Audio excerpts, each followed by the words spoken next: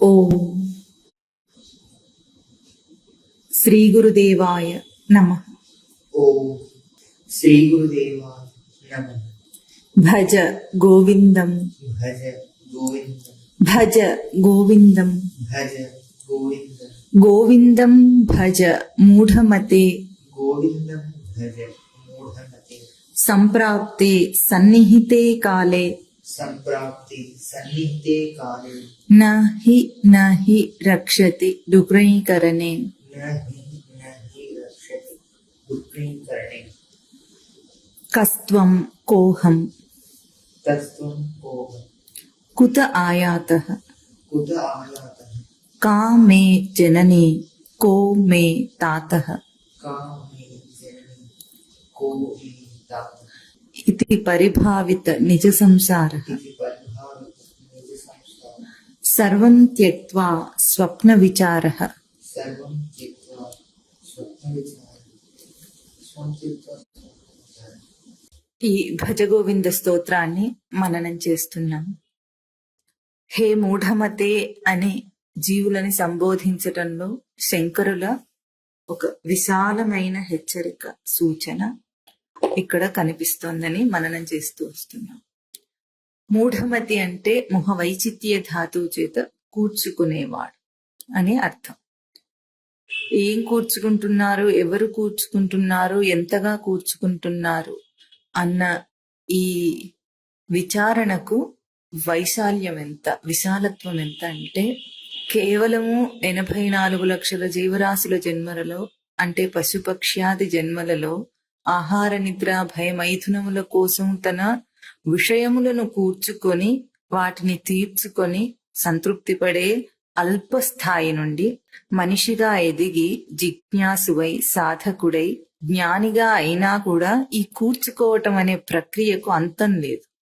సృష్టిలో లోకంలో ఇప్పుడు మనకు కనిపిస్తున్న జీవుల అందరి పూర్తి అంతా జీవితం అంతా కూడా కూర్చుకోబడినదే. నిజ దృష్టిలో ఇదేది లేదు. ఒక సామాన్యుడు సామాన్య రీతిని కూర్చుకున్నట్లుగానే సాధకుడు సాధన రీతిని కూర్చుకుంటున్నాడు, జ్ఞాని జ్ఞాన రీతిని కూర్చుకుంటున్నాడు. జ్ఞాని రీతిని ఏం కూర్చుకుంటున్నారు, ఎట్లా, ఎందుకు అన్న ఆ ప్రశ్న ఎవరిలో వారు ప్రతి క్షణము వేసుకోవాలని ఆ హెచ్చరికను ఇక్కడ ప్రస్తావన చేస్తూ ఇక్కడ హే మూఢమతి అంటున్నారు శంకరాచార్యుల వారు. ఈ కూర్చుకొనటం వల్ల ఏం జరుగుతోంది అంటే జరుగుతున్న దాన్ని చూడలేడు. తాను ఇదివరకే ఊహించుకుని ఉన్న దాన్ని చూస్తున్నాడు గాని నిజమైన దాన్ని చూడలేకపోతున్నాడు. ఇది జీవుడికి వచ్చిన కష్టం. దేనివల్ల? కూర్చుకోవటం వల్ల. కూర్చుకోవటం వల్లనే ఇప్పుడు తన కళ్ళ ముందు ఉన్నదాన్ని, తన అనుభవంలో ఉన్నదాన్ని, తెలుస్తున్న దాన్ని కూడా చూడలేని గ్రుడ్డివాడిగా ఉన్నాడు జీవుడు. అల్పస్థాయి నుండి అత్యధిక స్థాయి దాకా ఇదే ఉంది. అందుకే తన నిజ స్వరూపము తనకు తెలియదట, తన అబద్ధపు స్వరూపమేమో తనకు బాగా తెలిసినట్లుగా అదే ఉన్నదన్నట్లుగా విశ్వసిస్తున్నాడు జీవుడు. ఇది మూఢమతి శబ్దానికి విశాలమైన అర్థం. అందుకే ఇక్కడ హే మూఢమతే గోవిందం భజ అని మంచి సూచన చేశారు శంకరాచార్యుల వారు. వాక్యమేమో వినటానికి చాలా సింపుల్ గా, అంటే సహజంగా సింపుల్ వాక్యంలాగా ఉంది. అక్కడ హే మూఢమతే భజ గోవిందం అంటే సరే అన్నట్లుగా ఉంది. కానీ ఎంత గొప్ప సూచన చేసి కేవలము లౌకిక వ్యావహారిక స్థితి నుండి ఆధ్యాత్మిక స్థితి దాకా కూడా జీవుడి యొక్క భ్రాంతిని తేటతెల్లం చేస్తున్నారు అక్కడ శంకరాచార్యుల వారు. ఎందుకంటే లోకంలోని ఎన్ని వైవిధ్యాలంటే ఉన్న ఒక్క రూపానికి ఇంత వైవిధ్యత కల్పించగలిగిన జీవుడు ఏం చేస్తే కల్పించాడు, ఎట్లా కల్పించగలిగాడు, ఎట్లా చేయగలిగాడు? ఉన్నది సృష్టిలో ఒకటే సత్స్వరూపం ఉండుట మాత్రమునకు ఇంత వైవిధ్యం కల్పించి ఇన్ని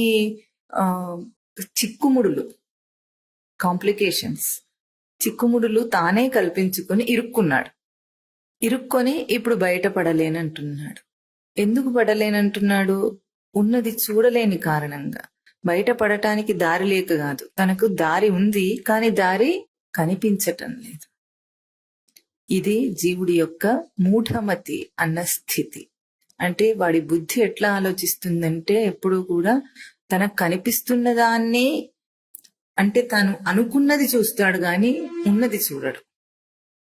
ఎవరెవరు ఏదేది అనుకుంటే అదే చూస్తారు, ఉన్నదాన్ని మాత్రం చూడగలిగేవాడు ఎవడూ లేడు.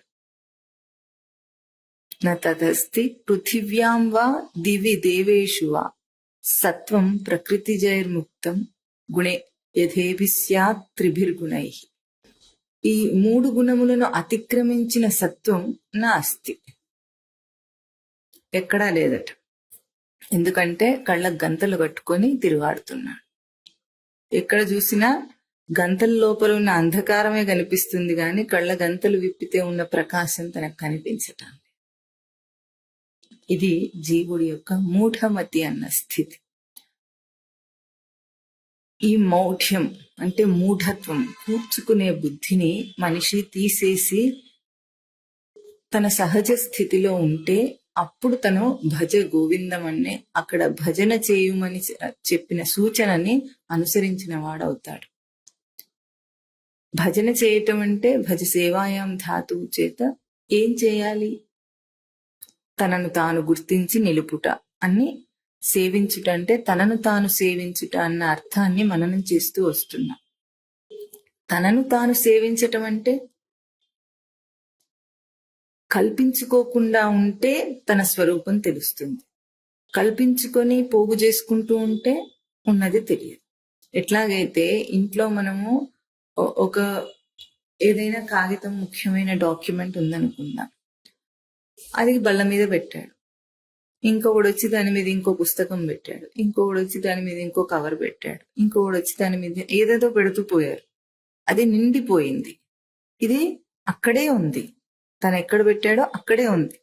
కానీ దాని మీద ఏవేవో వస్తువులన్నీ పెట్టడం వల్ల అది మూసుకుపోయింది. ఎట్లాగో అట్లాగే తన స్వరూపం తనలోనే తనకే తేట తెల్లం అయ్యే ఉంది. ఇప్పుడు చేసుకోవాల్సిన అవసరం కూడా లేదు. కానీ ఎన్నో కల్పించుకున్న ఆవరణల చేత తాను దాన్ని కప్పేసుకున్నాడు, మూసేసుకున్నాడు. ఇప్పుడు మనం కంటితో చూస్తున్నప్పుడు ఒక దృశ్యానికి కంటికి మధ్య ఒక తెర వచ్చింది అనుకోండి. ఆ తెర వస్తే ఎక్కడుంది ఆ తెర? కంటికి దృశ్యానికి మధ్యలో ఉంది, అంటే చూపును అడ్డగిస్తుంది. ఇప్పుడు తనలో తానే చూచుకోవాలి అని మనం అంటున్నాం. తనలో తానే చూచుకోవటంలో ఇప్పుడు అడ్డు ఎక్కడొస్తుంది? బయట వలయాల వల్ల వస్తుందా, లోపల వలయాల వల్ల వస్తుందా? అంటే చూపుకి దృశ్యానికి మధ్య తెర ఉంటే కనిపించదు. తనలో తాను చూచుకోవడానికి ఇప్పుడు అడ్డం ఉన్నది లోపల ఉన్నట్లా బయట ఉన్నట్లా? తన అంతర్దృష్టికే తన లోపలున్న స్వరూపమే కనిపించటం లేదు. అంటే ఇప్పుడు ఆ అడ్డు ఉన్న ఏదో ఆ భ్రాంతియో తెరయో అది ఎక్కడుంది? బయట ఉందా, లోపల ఉందా? ఇప్పుడు ఒక వస్తువు మీద అన్ని వస్తువులు మూసేసి కప్పేసినట్లుగా తన స్వరూపాన్ని కప్పేస్తే బయట నుండి కప్పిన వాటిని అయినా తను లోపల ఉన్నాడు, తన స్వరూపం లోపలే ఉంది, అక్కడే చూసుకోవాలి. కానీ బయటిది తనకు అడ్డు రావటానికి అవకాశమే లేదు. అంటే ఆ తెర బయట ఉంటే ఆ చూపుకి దృశ్యానికి మధ్యలో రాదది. తనలో తానే ఉన్నాడు, తన అంతర్దృష్టి తనకే ఉంది, అంటే అక్కడే ఉన్నాడు. ఆ మధ్యలో ఉన్న అడ్డు కూడా బయట నుండి వస్తుంది అని ఎట్లా అనుకుంటాడు? బయటి ఆచ్ఛాదనల వల్ల, బయటి వలయాల వల్ల, బయటి కల్పనల వల్ల తనలో తనకు తెలియకుండా ఉండటానికి అవకాశమే లేదు. ఎందుకు? ఎప్పుడైనా అడ్డు రావాలంటే చూపుకి దృశ్యానికి మధ్యలో ఉండాలి. తన అంతర్దృష్టికి తన స్వరూపానికి మధ్యలో అడ్డు ఉంటేనే అడ్డు. కానీ అక్కడ ఉండటానికి అవకాశం లేదు. అంతదాకా ఏది చేరనే చేరదు కనుక ఇప్పుడు తనకు అక్కడ అడ్డు లేదు. కానీ ఇక్కడ జరిగిన అవాంతరం ఏమిటి అంటే కన్నే తిరగదిప్పుంది వీడికి. అంటే దృష్టి అంతర్దృష్టి లేకుండా బాహ్య దృష్టి ఉంది. లోపల అడ్డు ఏదీ లేదు, దృష్టి మాత్రం బాహ్య దృష్టి ఉంది. అంటే ఆచ్ఛాదన చేసిన వాటిని వలయాలను తీసేయాల్సిన అవసరం లేదు. ఇప్పుడు దృష్టిని తిరగదిప్పితే అంతా అవగతమవుతుంది. అంటే పూర్తి రివర్స్ లో వ్యతిరేకంగా వీడి బుద్ధి ఆలోచిస్తుంది, వ్యతిరేకంగా వీడి చిత్తము అన్నిటినీ చైతన్యవంతం చేస్తుంది, వ్యతిరేకంగానే చూస్తాడు, వ్యతిరేకంగానే ఆలోచిస్తాడు. కనుకనే జగత్తు సత్యం అంటాడు. ఇది వీడికి వచ్చిన పెద్ద అవాంతరం. అందుకే ఇప్పుడు భజన చేయటం అంటే ఎంత దాకా తీసుకెళ్లారంటే కేవలం ఒక నామస్మరణ దగ్గర నుండి తనను తాను చూచుకునే అంతర్దృష్టి దాకా మొత్తం భజన చేయటమే, గోవిందుణ్ణి భజన చేయటం. ప్రజ్ఞానం బ్రహ్మ అన్న తన స్వరూప లక్షణమే గోవిందుని యొక్క నిజస్వరూపము, తన నిజస్వరూపం అని మననం చేస్తున్నాం. ప్రజ్ఞ అన్న అంశమును తెలుసుకోవాలంటే బాహ్య ప్రజ్ఞలన్నిటినీ నిలిపేస్తే అంతః ప్రజ్ఞ తెలుస్తుంది. ప్రజ్ఞ అంటే స్పష్టంగా తెలుసుకోవటం. ఎంతసేపు బాహ్యమైన దాన్ని స్పష్టంగా తెలుసుకుంటున్నాను అని అన్నాడో అంతదాకా తన దృష్టి లోపలికి వెళ్ళదు. ఎందుకు? స్పష్టత, తెలుసుకునుట, 2 ప్రయోగాలు తాను చేస్తున్నాడు. కానీ ఆ 2 ప్రయోగాలు వ్యతిరేక దిశలు. వ్యతిరేక దిశలో ఎంత స్పష్టత ఉంటే, ఎంత స్పష్టత ఉంటే మాత్రం, ఎంత వేగం ఉంటే మాత్రం, ఎంత దూరదృష్టి ఉంటే మాత్రం అయినా కూడా అసలు ఉన్నది కనిపించదు. ఇది తనకు జీవుడికి తన స్వరూపాన్ని గుర్తించలేకుండా చేసే అవాంతర దోషం. ప్రజ్ఞ అంటే స్పష్టంగా తెలియటం. అంటే ఏది స్పష్టంగా తెలిసింది? లోకంలో నీకు తెలిసిన అన్నిటి యందు స్పష్టత ఉందా? స్పష్టత అంటే క్లారిటీ. ఎట్లా తెలియాలి? దాని స్వరూపము అది ఒక వస్తువు అని, అదొక నామరూపములతో కనిపించే వస్తువు అని తెలుసుకోవటం స్పష్టత కాదు. అది దేనికి స్పష్టత అవుతుంది? నామరూపములతో కనిపించే స్పష్టత కంటి యొక్క ప్రక్రియకు, వస్తువును చూసే ప్రక్రియకు స్పష్టత. కానీ ఇక్కడ దృష్టి స్పష్టత కావాలి గాని చూపు స్పష్టత కాదు. అంటే ఒక వస్తువును చూసేటప్పుడు ఏ దృష్టితో చూస్తున్నామో ఆ దృష్టి యందు స్పష్టత ఉండాలి. చూపు వేరు, దృష్టి వేరు. దృష్టి సంస్కృత పదం అయితే చూపు తెలుగు పదం అయిపోయిందా అనుకోవద్దు. చూపు అంటే బయట ఉన్న నామరూపములతో కనిపించే పదార్థమును గుర్తించగలిగేటం చూపు, కంటికున్న తేజస్సు. కానీ దృష్టి అనేది తన ఒక అభౌతిక లక్షణం. ఆ అభౌతిక లక్షణాన్ని గుర్తించగలిగితే ఈ చూపులో తేడా తెలుస్తుంది, ఏం చూస్తున్నాడో తెలుస్తుంది. చూపు చూసి భ్రాంతిలో పడ్డవాడు దృష్టిపైన దృష్టి పెడితే, అంటే దృష్టి ఎవరు చూస్తున్నారు? కన్ను చూడటం లేదు, కంటికి దృష్టి కాదు అక్కడ. దేనికి దృష్టి? తన అభౌతికమైన తెలివికి దృష్టి స్వరూపం ఉంది. ఆ దృష్టిని తిరగదిప్పితే మొత్తం సృష్టి రహస్యం అంతా తనకు అర్థమవుతుంది. ఇది తన నిజమైన ప్రజ్ఞ స్వరూపం. దాన్ని తెలుసుకొని దాన్ని పొందటం గోవిందుణ్ణి భజన చేయటం అని ఒక సూచనతో నిర్వచనాత్మకంగా మననం చేస్తున్నాం గోవింద లక్షణాన్ని మనం. ఇప్పుడు ఇవాళటి శ్లోకం ఏమంటుంది? కస్త్వం కోహం, కహత్వం కో అహం, కుత ఆయాతః. నీవెవరు, నేనెవరు, ఎక్కడి నుండి వచ్చాం? కా మే జనని, కో మే తాతః. ప్రసిద్ధార్థంగా అనుకుంటే నాకు తల్లి ఎవరు, తండ్రి ఎవరు. ఇది పరిభావిత నిజ సంసార. ఈ విధంగా ఇట్లాగూ విచారణ చేయబడిన నిజ సంసారం త్యక్త్వా, సర్వం త్యక్త్వా, మొత్తం ఈ నిజ సంసారాన్ని, విచారణ చేయబడిన నిజ సంసారాన్ని పూర్ణంగా విడిచిపెట్టి, సర్వం త్యక్త్వా ఎట్లాగూ స్వప్న విచార సర్వం త్యక్త్వా, స్వప్నంగా విచారణ చేసుకొని అప్పుడు ఏం చేయాలి? భజ గోవిందం, భజ గోవిందం అంటున్నారు. ఇక్కడ కేవలం బాహ్యంగా చెప్పినట్లుగా ఒక సూచన వస్తోంది.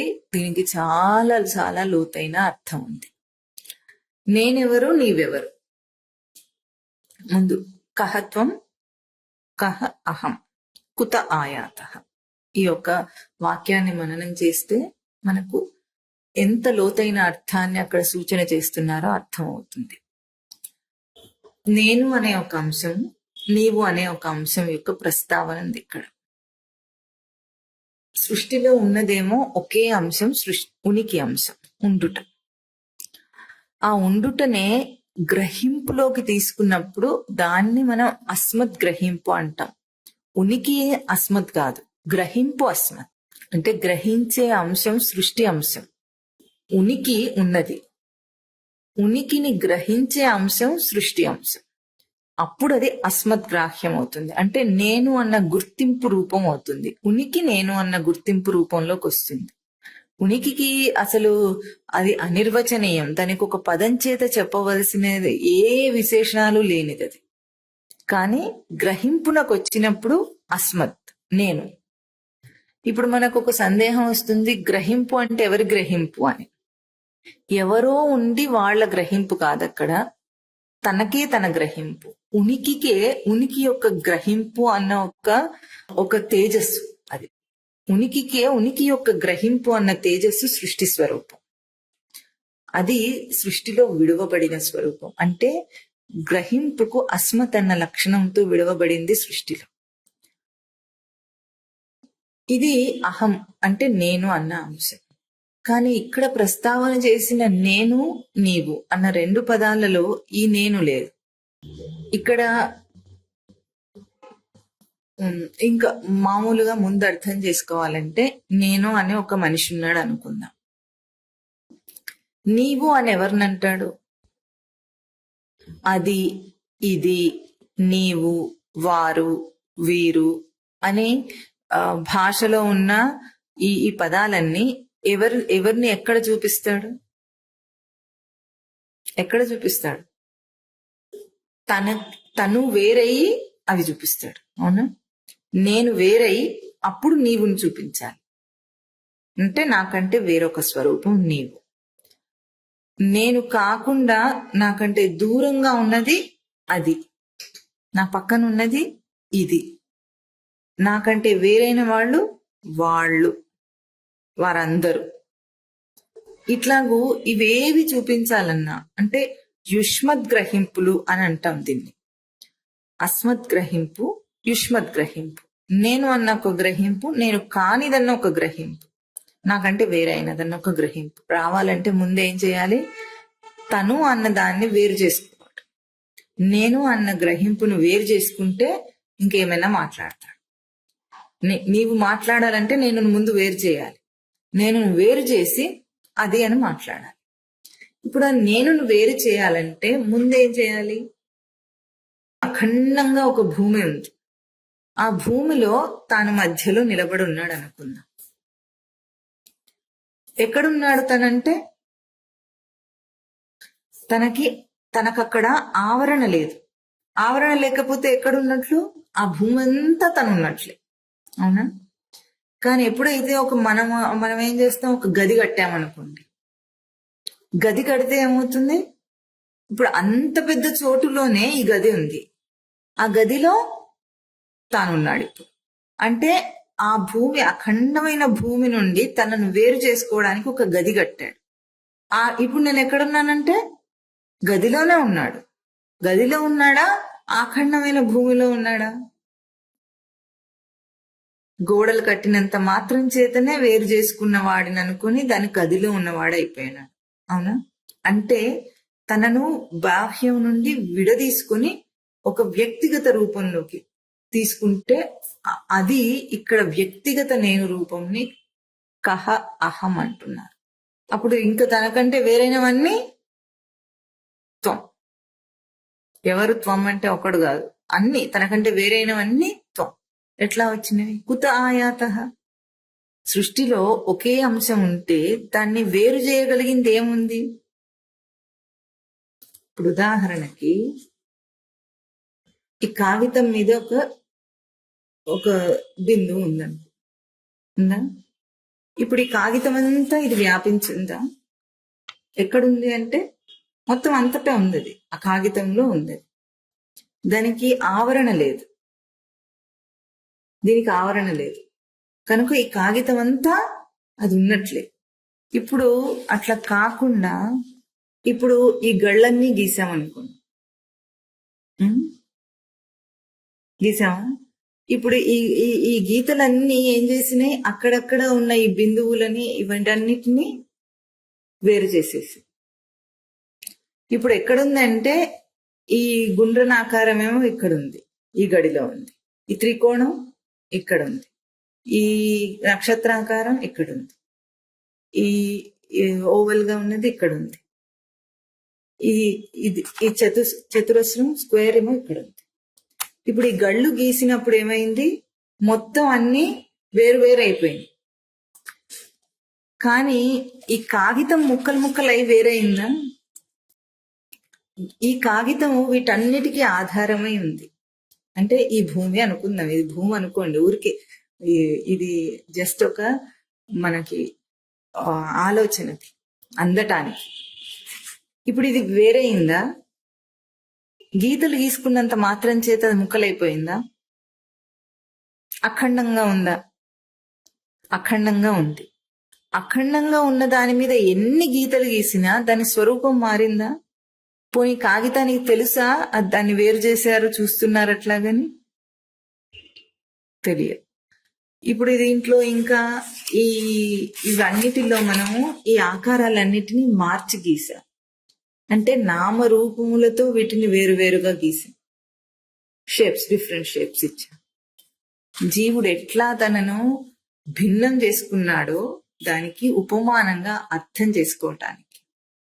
ఇప్పుడు ఈ నామరూపములతో అంటే ఈ కనిపించే ఆకారాలతో వేరైనవన్నీ కూడా ఎక్కడున్నాయి? కాగితం మీదే ఉన్నాయి. ఆ గళ్ళు గీసినా కూడా గళ్ళ వల్ల అవి వేరైనట్లుగా కనిపిస్తున్నాయి, అయినా అవి ఎక్కడున్నాయి? కాగితం మీద ఉన్నాయి.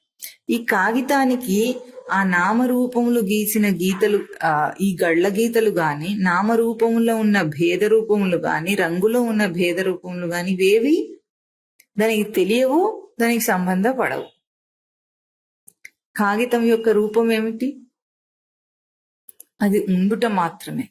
కానీ ఈ కాగితమే అట్లా లేకపోతే దాని మీద గీతలు గీయటానికి మనకు అవకాశం లేదు. అంటే వేరు చేసుకోవటానికి అది ఏమైంది?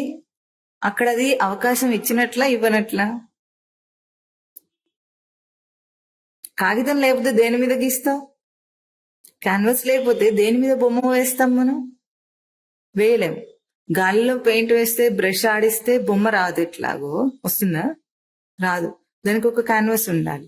ఇప్పుడు ఈ కాగితం ఉంటే దాని మీద గళ్ళు గీసి దాని మీద నామరూపములతో వేరు వేరు చేసి దాన్ని వేరైంది అని అంటున్నాం ఇప్పుడు మనం. అట్లాగే జీవుడు ఇన్ని భిన్న భావాలు కల్పించుకోవాలన్నా ఆధారమైంది ఒకటి ఉండాలి. అది లేకపోతే వాడు కల్పించలేడు.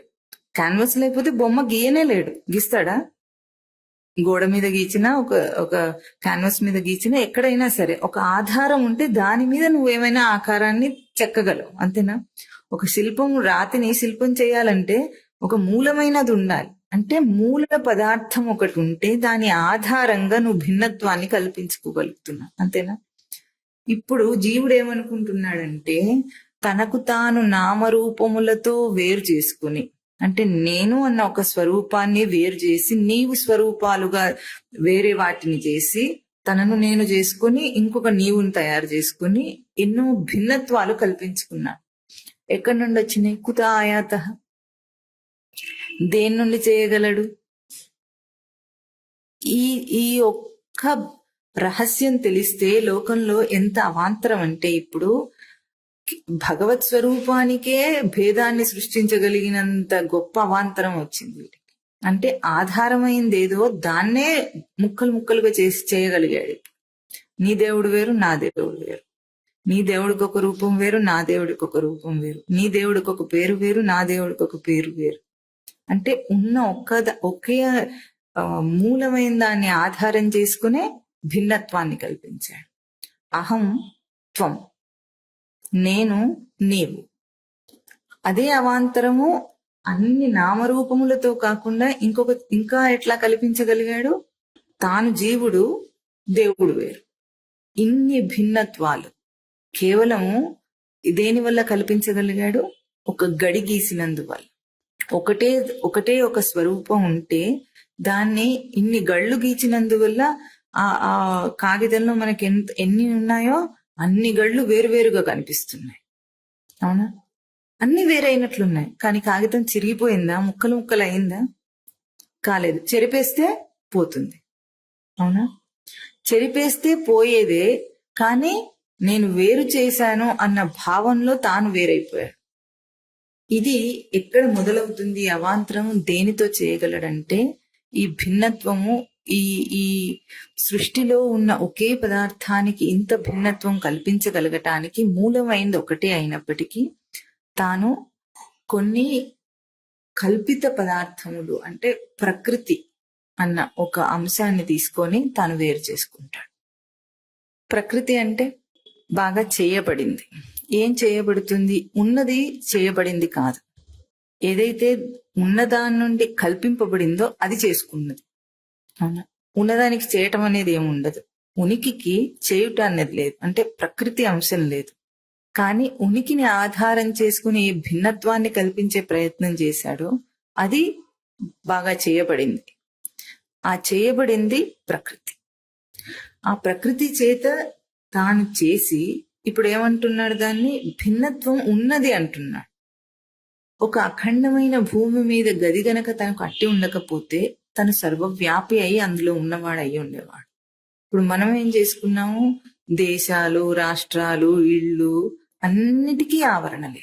ఒక గది, ఒక ఇల్లుంటే ఆ ఇంట్లో మళ్ళీ ఆ గదులు, ఇన్ని ఆవరణలు ఏర్పాటు చేసుకొని ముక్కలు ముక్కలు చేసిన భావంతో ఇది అది అన్న మాట మాట్లాడుతున్నాం.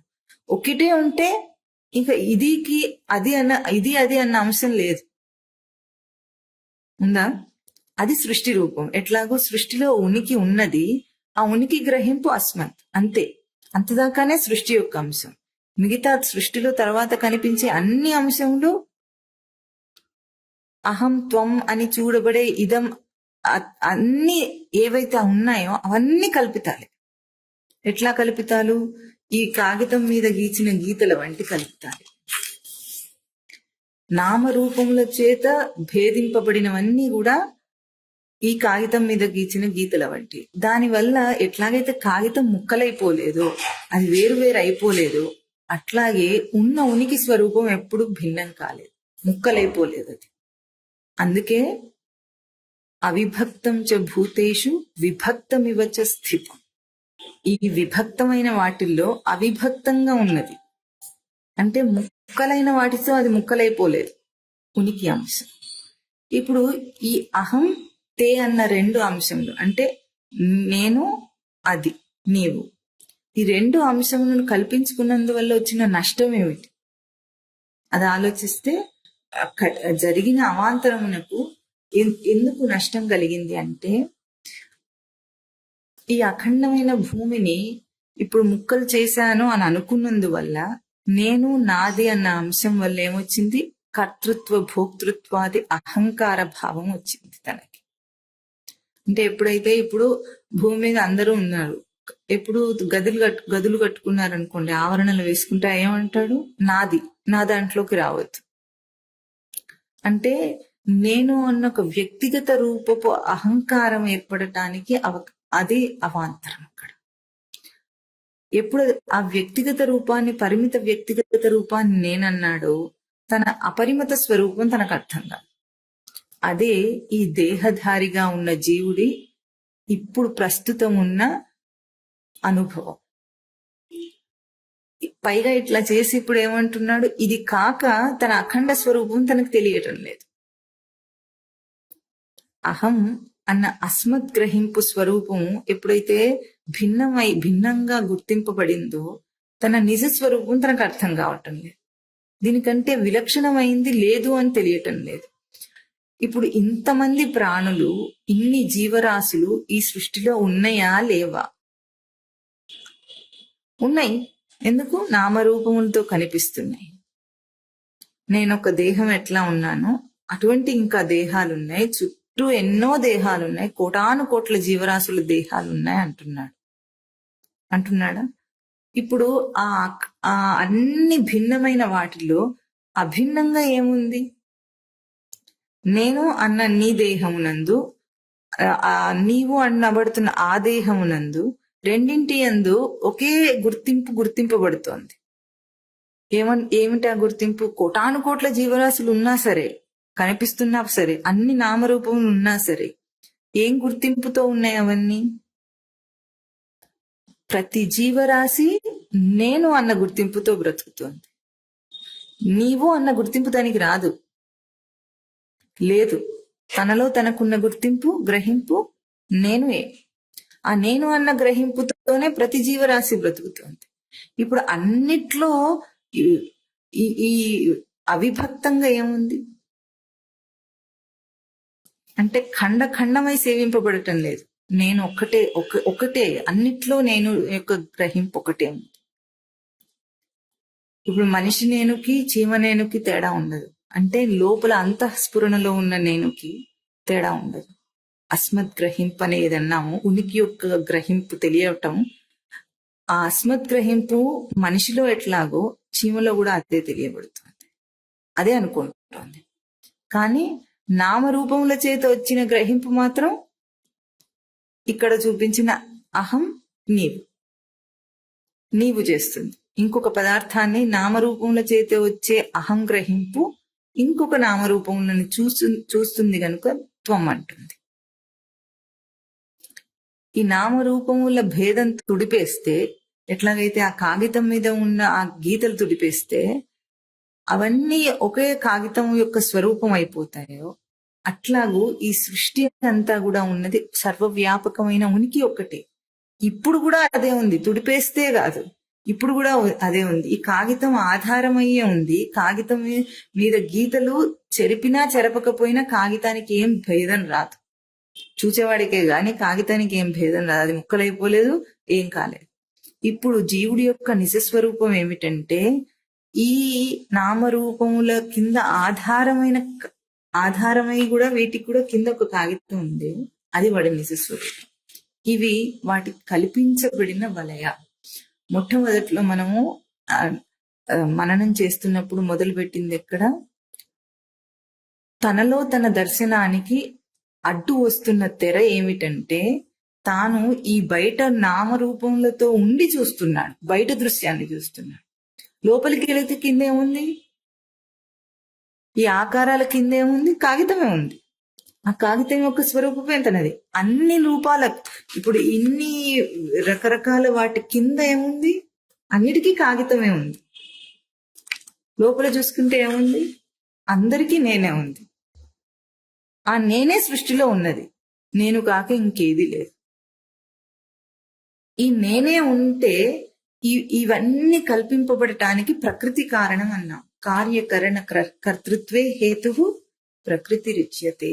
పురుష సుఖ దుఃఖానాం భోక్తృత్వే హేతురుచ్యతే అని క్షేత్ర విభాగ యోగంలో ప్రకృతి పురుషుల తత్వాన్ని చెప్పటానికి స్వామి చెప్పిన శ్లోకం అక్కడ.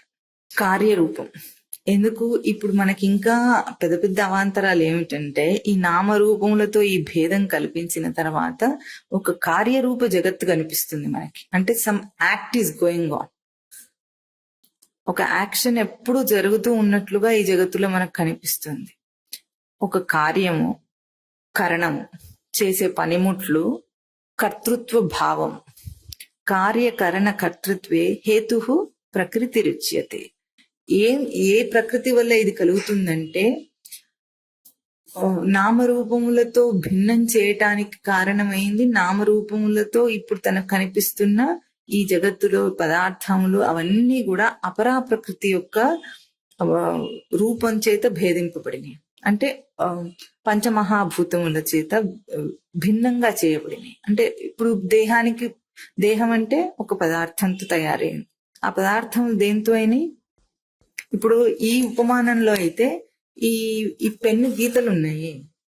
ఆ పెన్ను గీతల వల్ల అది అయింది, భిన్నత్వం వచ్చింది. అది దేని వల్ల అయింది? ప్రకృతి. అంటే అపరా ప్రకృతి పంచమహాభూతాత్మక సృష్టి కనిపిస్తోంది. భూతాత్మకమైన పదార్థములు కనిపిస్తున్నాయి. పంచమహాభూతములతో ఏర్పడిన దేహాలు కనిపిస్తున్నాయి. దీని చేత ఆ పంచమహాభూతములు దేని నుండి వచ్చినాయో దాన్ని వదిలేసి ఆ పంచమహాభూతముల చేత ఏర్పడిన నామము రూపము అనే కొన్ని వాటి వల్ల మనం భేదం చేసేసుకున్నాం. ఇది ఒక మనిషి దేహం, ఇది ఒక కుక్క దేహం, ఇది ఒక పంది దేహం, ఇది ఒక పిల్లి దేహం, వీటన్నిటిని వేరు చేసేసుకున్నాం. ఇవన్నీ దేని వల్ల వచ్చినాయి? తాను చేసుకున్న తన ప్రకృతి వల్ల. నిజానికి ఇక్కడ ఉనికి అంశము ఏమి చేయందైంది. చేయకపోయినప్పటికీ దాని నుండే వచ్చిన పంచమహాభూతములతో మనం ఈ భిన్నత్వాన్ని కల్పించాం. నేను అన్న ఒక వ్యక్తిగత రూపం ఏర్పడటానికి కారణమైంది. పురుష సుఖదుఖానాం భోక్తృత్వే హేతురుచ్యతే. సుఖదుఖానాం, ఇప్పుడు ఈ సుఖ దుఃఖములు ఎప్పుడు ఏర్పడినాయి? కార్యరూప జగత్తులో ఏర్పడతాయి. ఎప్పుడైతే తను ఒక కార్యం జరుగుతుంది అన్నాడు, ఆ కార్యం వల్ల తన ప్రయత్నంలో ఏదో ఒకటి పొందుతాడు. ఆ పొందిన దాన్ని సుఖమో దుఃఖమో అంటున్నాడు. దానికి కారణం ఎవడు అంటే ఇక్కడ పురుషుడని చూపించారు. ఇప్పుడు ఈ కాగితం మీద ఉన్న గీతలన్నీ అపరా ప్రకృతి వల్ల ఏర్పడిన భేదం అయితే, ఈ రూపాల్లో ఉన్న తేడా ఏదైతే ఉందో, ఈ ఒక్కొక్క దాంట్లో రూపాల్లో తేడా ఏర్పడింది ఏదుందో, దానికి జీవ పురుషుడు కారణం అని చెప్తున్నారు ఇక్కడ స్వామి. జీవభావం ఉన్న పురుషుడు వ్యక్తిగతమైన తేడాలను ఏర్పరచుకున్నాడు. ఇప్పుడు మనం ఏమంటాము? మనకి ఎన్ని భేదాలు ఉన్నాయి సృష్టిలో? జాతి, కుల, మత, వర్ణ, వర్గ, లింగ, ఇంకా రూప, ఎన్ని కావాలో అన్ని భేదాలు ఉన్నాయి. అంటే మనిషి జాతిని పశుపక్షాదుల జాతి వేరు. అట్లాగే ఈ భూమి, ఈ రాష్ట్రము, ఆ రాష్ట్రం అని రాష్ట్రీయ భేదాలు ఉన్నాయి, ప్రాంతీయ భేదాలు ఉన్నాయి. తర్వాత మనుష్యుల్లోనే స్త్రీ జాతి, పురుష జాతి, లింగ భేదం చేత భేదాలున్నాయి. రంగు రూపులతో భేదాలున్నాయి, భాషలతో భేదాలున్నాయి. ఎన్ని భేదాలు కావాలో అన్ని భేదాలు ఉన్నాయి మనకి. కుల భేదాలు, వర్ణ భేదాలు, ఇన్ని రకాల భేదాలు ఏర్పడటానికి ఇప్పుడు జీవభావపు ఆపాదన చేసుకున్న పురుషుడు కారణం అని చూపిస్తున్నారు. సుఖ దుఃఖాలు ఏర్పడటానికి కారణం ఏమిటి? బయట జరుగుతున్న ఈ జీవభావపు కార్యరూపం చూసి ఆ కార్యం జరుగుతోంది కనుక, అంటే అక్కడ ఒక ప్రయత్నం ఉంది కనుక, ఆ ప్రయత్నం నుండి సుఖం గాని దుఃఖం గాని వీడు తీసుకుంటున్నాడు. ఇప్పుడు ఇవన్నీ భేదాలకి కింద ఉన్న కాగితానికి ఏమైనా తేడా అవుతుందా? లేదు, ఏం తేడా లేదు. కానీ దాని ఆధారం లేకపోతే అవేవి లేవు. గీతలు గీయటానికి లేదు, ఈ నామరూపములు గీయటానికి ఇట్లా లేదో, ఉనికి ఆధారం లేకపోతే ఈ భేదభావం లేదు. ఉనికినే ఆధారం చేసుకుని అహం, త్వం అన్న రెండు రూపాలను కల్పించాడు జీవుడు. ఇక్కడ ఈ జీవుడు అనేవాడు ఏం చేస్తున్నాడు?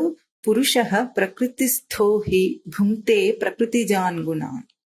ప్రకృతిస్థ హి పురుష ప్రకృతిజాన్గుణాన్ భుంక్తే.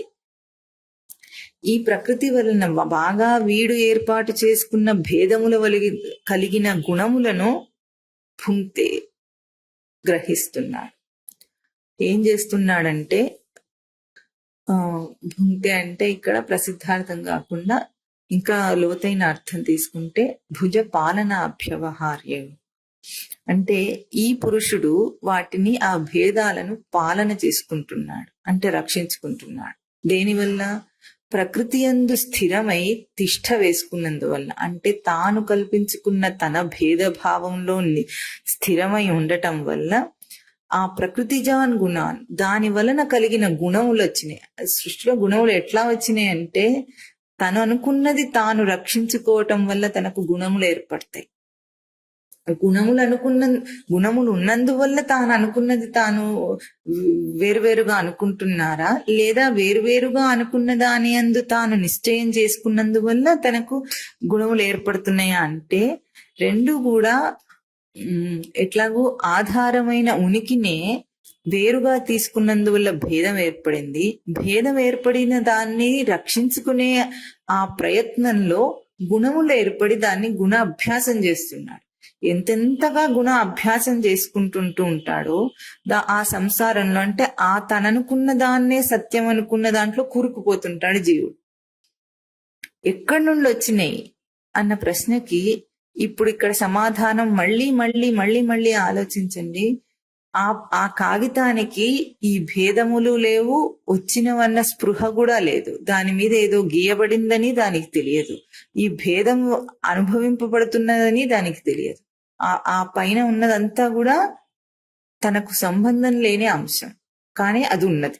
దాని వల్లనే ఈ భేదం చూడబడుతోందని మనం అంటున్నాము. అట్లాగే ఈ ప్రకృతిస్థ అయిన ఈ జీవుడి వల్లనే వీడు గుణసంగం అవ్వటం వల్ల, ఎప్పుడైతే ఈ ప్రకృతిజాన్ గుణాన్ భుంక్తే, వాటిని బాగా స్పష్టంగా భేదం కల్పించుకున్నందువలన కలిగిన ఆ గుణములను పాలన చేసుకొని రక్షించుకునే ప్రయత్నం చేస్తున్నాడు. వాడికి గుణసంగం ఏర్పడింది. గుణములతో సంఘం ఏర్పడినప్పుడు కారణం గుణసంగోస్య సదసద్యోని జన్మసు. సత్ అసత్ అంటే ఇప్పుడు మంచివి చెడ్డవి అన్న కేవలం ఆ వాక్యార్థం కాకుండా ఎట్లాగో సజ్జన్మ అసజ్జన్మ అంటే సత్ని చూచుట, సత్ తెలియుట, అసత్ తెలియుట అన్నది వాడికి 2 జన్మలుగా చెప్పబడుతుంది ఇక్కడ. ఈ కలిగిన అంటే తాను అనుకున్న భేదభావాన్ని రక్షించుకోవటం వల్ల కలిగిన గుణముల సాంగత్యం వల్ల తనకు ఈ సత్ అసత్ అనే 2 గ్రహింపులు, 2 ప్రకాశములు తనకు కలుగుతున్నాయి. ఈ గుణసంగమే తనకు ఈ ఉన్నది లేమి, ఉనికి లేమి అని కలిగే 2 అంశముల అయోమయ స్థితి. అంటే ఏది ఉన్నదో ఏది లేనిదో తెలుసుకోలేకపోవటానికి తానేర్పరచుకున్న తన భిన్న భావమే కారణం. ఇక్కడ ఆ కారణాన్ని పోషించుకునే ప్రయత్నమే గుణ అభ్యాసం, ఆ గుణమునందు సాంగత్యం. ఇప్పుడు ఇదంతా ఆయన వీడేమంటాడంటే అసలు ఎట్లా వచ్చింది ఈ గుణములు అని అంటున్నాడు. ఇక్కడ ఈ కాగితం మీద ఈ గీతలు అనేవి ఎవరు గీశారు అన్న మాట పక్కన పెడితే, గీచినందువల్ల భేదం ఏమైంది? బయట నుండి చూచేవాడికే గాని కాగితానికి ఎటువంటి భిన్నత్వం రాలేదు అక్కడ. అంటే కాగితం ముక్కలైపోలేదు, కాగితం ఎప్పుడూ కూడా వేరు వేరు నామరూపములను పోషించటం లేదు. అది అట్లాగే తన నిజస్వరూపము ఇన్ని భిన్న భావములు కల్పింపబడినవి అని మాట మాత్రంగా మనకు అనుకున్నప్పటికీ కూడా ఇన్ని అనే అంశములు లేవు. అహం త్వం అనే అంశములు సృష్టిలో 2గా లేవు. ఉన్నది అస్మద్గ్రహింపు ఒక్కటే, అది నిజమైన అహం స్వరూపం. అంటే ఇక్కడ కహ త్వం కహ అహం అన్న ఈ ప్రశ్న ప్రతిసారి మన ప్రతి ప్రవర్తనలో నీవు అని మనం ప్రవర్తన చేస్తున్న ప్రతి అంశంలో వేసుకుంటే అక్కడ మనకి తేటతెల్లం అయ్యేది ఏమిటంటే ఎక్కడి నుండి వచ్చింది ఈ భేదం. ఎదుటిగా నీవు అని ఒక వస్తువును గాని మనిషిని నీవు అంటున్నప్పుడు, వస్తువుని ఇది అంటున్నప్పుడు మనం దాన్ని దేని వల్ల భేదం చేసి చూస్తున్నాం. నిజానికి ఒక ఏదైనా వస్తువైనా మనిషి అయినా తన చేత గుర్తింపబడితే అక్కడ ఉన్న స్వరూపమా తన గుర్తింపు స్వరూపమా? అక్కడ ఉన్న స్వరూపాన్ని అది అంటున్నాడా? అక్కడ ఉన్న స్వరూపాన్ని నీవు అంటున్నాడా? తన గుర్తింపు స్వరూపాన్ని నీవు చేస్తున్నాడా? ఇది చిన్న అంశంలో తను తరచి చూసుకుంటే బాగా అర్థమవుతుంది. నా నుండి వచ్చిన నా అంశమునే నేను వేరు చేసి ఇది అంటున్నాను. నా నుండి వచ్చిన నా అంశమునే ఇంకొక వ్యక్తిగా నీవు అంటున్నాను. నీవు అన్న అంశము ఎప్పుడు వస్తుందంటే నేనును రిజెక్ట్ చేస్తే, నేను గుర్తించకుండా వదిలేస్తే నీవు అంశం వస్తుంది సృష్టిలో. ఇప్పుడు మనం ఎన్ని జీవరాశులతో నీవు అని, ఎంతమంది మనుషులతో నీవు అని, ఎన్ని పదార్థములతో ఇవి అని అవి అని ఎంత నాటకం ఆడుతున్నామో ఆ నాటకం అంతా కలగటానికి కారణం ఒకటి, తన నేను అంశాన్ని విడిచిపెట్టడం.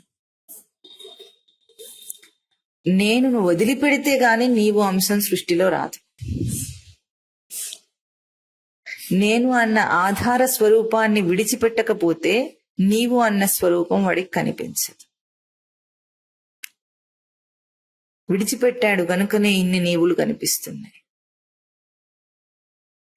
నీవు రావాలంటే నేను వదిలిపెట్టాలి. అహం త్వం, నేను వేరు నీవు వేరు. ఎక్కడి నుండి వచ్చినాయి? నేను నువ్వు విడిచిపెట్టినందువల్ల వచ్చినాయి. నేను నువ్వు విడిచిపెట్టకపోతే రావు. నేను నువ్వు భిన్నం చేయటం వల్ల. ఎట్లా భిన్నం చేశాడు? తాను భిన్నం చేయగలిగాడా నిజానికి అంటే చేయలేదు. ఎట్లాగైతే కాగితాన్ని గీతలు గీసినంత మాత్రం చేత ముక్కలు చేయలేకపోయాడు. చేయగలిగాడా? చేయలేడు, చేయడు కూడా.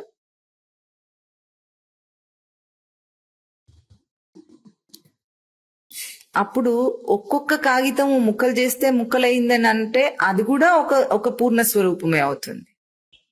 ఈ ఉదాహరణ కొంత దాకా అర్థం చేసుకోవటానికి మనం చెప్తున్నాం. గీతలు గీసినంత మాత్రం చేత దాన్ని ముక్కలు చేయలేకపోయాడు. అట్లాగే భేదం కల్పింపబడినంత మాత్రం చేత తన స్వరూపాన్ని తను విడవలేకపోయాడు. తాను అదే స్వరూపమయ్యే ఉన్నాడు అన్న సత్యం ఎప్పుడు తెలుసుకుంటాడో అప్పుడు పరమ పురుషుని స్వరూపాన్ని ఇక్కడ స్వామి ఏం చెప్పారు?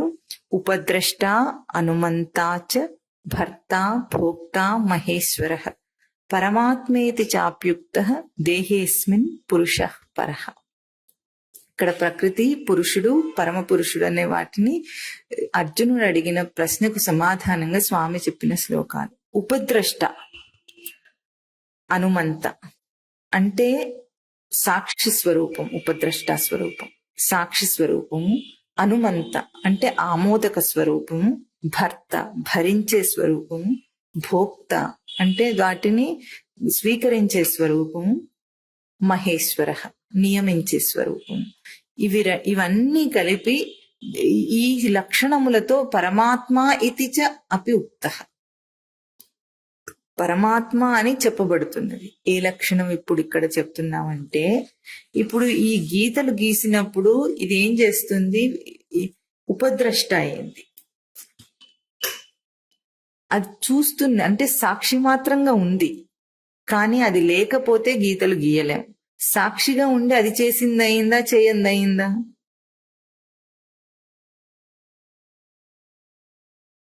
ఇది లేకపోతే చేయలేమంటే అది కారణం అయినట్లా కానట్లా, చేసినట్లా చేయనట్లా?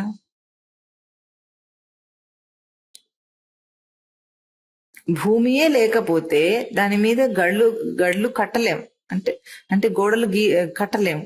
భూమి ఇప్పుడు అది చేసింది అయిందా, చేయంది అయిందా? ఉన్నంత మాత్రం చేత.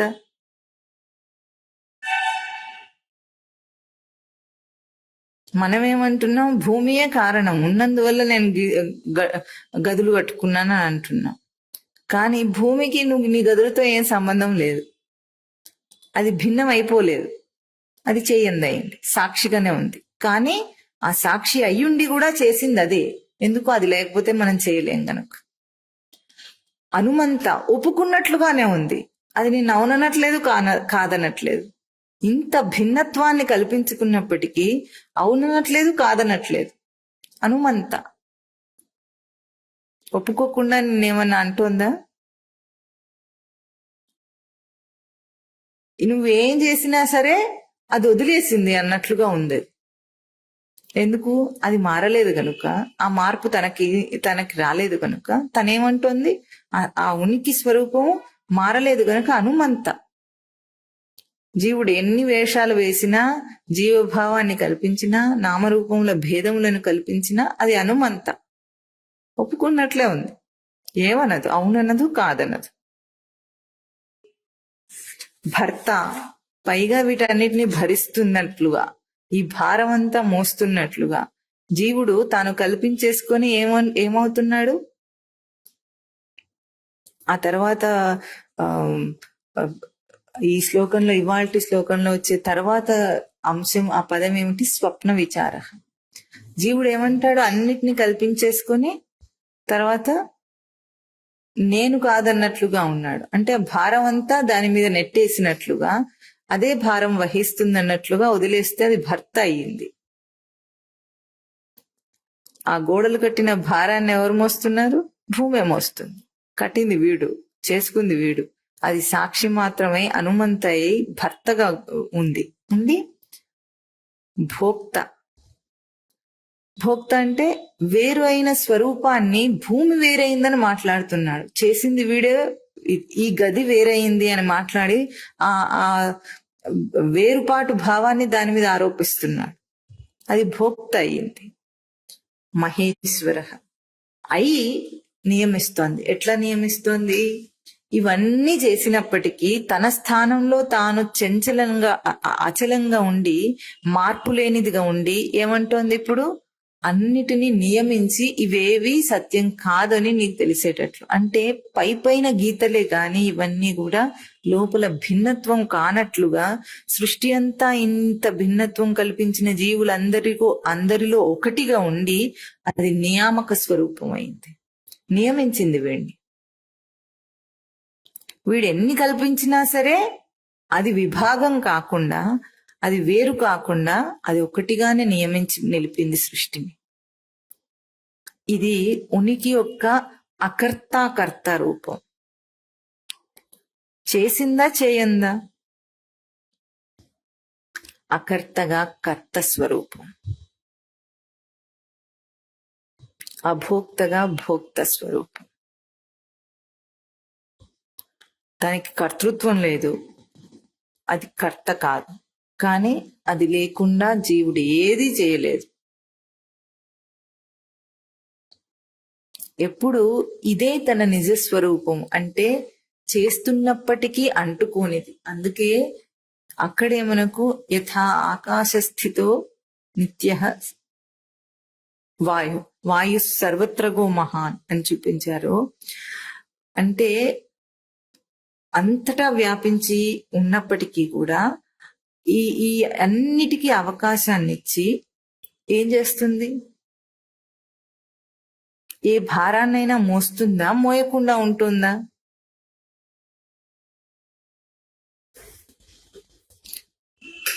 సాక్షిగా ఉండటం అంటే కేవలం చూస్తూ ఉండటం అనే అర్థం కాదు. అక్కడ సాక్షిగా ఉండటం అంటే అక్కడ ఉన్నదానికి ఆధారమై తాను చేయనిదిగా చేస్తూ ఉండటం. ఇది సాక్షి స్వరూపం. ఇప్పుడు ఈ పరమాత్మ ఇది అపి ఉక్త అని చెప్పారు. ఏది? ఈ ఉపద్రష్ట, అనుమంత, భర్త, భోక్త, మహేశ్వర, ఈ 5 లక్షణాలతో ప్రవర్తిస్తున్న ఆ ఉనికి స్వరూపమును పరమాత్మ అని చూపించారు. ఆ పరమాత్మను తెలుసుకుంటేనే ఏవం వేత్తి పురుషం ప్రకృతిం చ గుణైః సహ సర్వథా వర్తమానోపి న స భూయో అభిజాయతే. ఎవరైతే ఈ ప్రకృతి పురుషుల గుణములతో సహా ఈ లక్షణములను తెలుసుకుంటారో అని ఈ 3 శ్లోకములలో చూపించిన ఆ లక్షణములను చెప్తున్నారు ఇక్కడ. వాడు ఈ సాక్షి స్వరూపాన్ని తెలుసుకున్నవాడు మళ్ళీ భూయహన అభిజాయతే, మళ్ళీ ఈ వేర్పాటు భావంలో పుట్టడం అంటే ఇక్కడ వేర్పాటు భావంలో ఉండటం అంతే అర్థం. కానీ పుట్టడం అంటే ఒక జన్మ రావటం అని అర్థం కాదు. ఈ వేరు భావంలో ఉండడు. ఎట్లాగూ ఇప్పుడు తనలో తనకే ఈ సాక్షి స్వరూపాన్ని అర్థం చేసుకుందాం.